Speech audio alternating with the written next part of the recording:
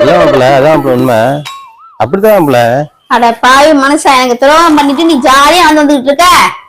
ஏய், உனக்கு என்ன துரோகம் பண்ண? அப்படி பைக்ல ஒருத்திய ஏத்திக்கிட்டு ஜாலியா போனியா? அவ யாரு?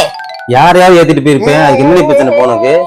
என்ன பிரச்சனையா? இத கேட்க நாதியே இல்லையா கடவுளே? நம்ம பண்ணி தொலை போ. என்ன பண்றேன் பாரு. டேய் வாங்கடா. என்னம்மா என்ன? எனக்கு துரோகம் பண்ணிச்சு அந்த ஆளு.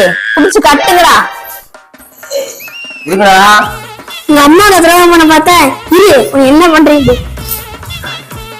என்னடா என்ன பண்ண? எங்க அம்மா என்ன பண்ண? நான் என்ன பண்ணேன்? பேசாத நீ. பேசாம எப்ப சொல்ல முடியும்? பேசாத நீ. ஏய் சொல்ல விடுங்கடா. பேசாத நீ. அது என்ன லூசு போடா, நீ சொல்லிக்கண்டா. நீ பிள்ளைங்க கிட்ட சொல்ல மாட்டேன். சொல்லுடா நீ. இருங்கடா, சொல்ல விடுங்கடா. பேசாத நீ. ஏய் பேசாம எப்ப சொல்ல முடியும்? பேசாத நீ. ஏய் சொல்லிக்கண்டா, இருங்கடா. பேசாத நீ. என்னதான் சொல்றேன் பாப்பா, சொல்லு. டேய் உங்க ஆத்தா காட்ட கேளுங்கடா. எங்க பார்த்தா, எப்ப பார்த்தா, எந்நேரம் பார்த்தான்னு கேளுங்கடா. முழுசா கேட்டு என்ன ஏதாவது பண்ணுங்கடா. முதல்ல அவள்கிட்ட கேளுங்கடா. ஏய் கை கழுவி சொல்லு. மத்தியானம் சாப்பிட்டேன். சாப்பிட்டோன்னா தூக்கம் வந்துருச்சு. அதான் பாடு தூங்கிட்டேன். 5 நிமிஷம் தானே தூங்கினேன். அதுக்குள்ள ஒரு கனவு வந்துருச்சுடா.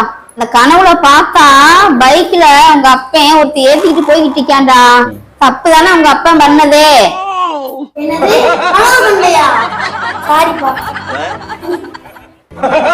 நான் அப்பவே சொன்னேன், முழுசா கேட்டு பண்ண மாட்டேங்கடா.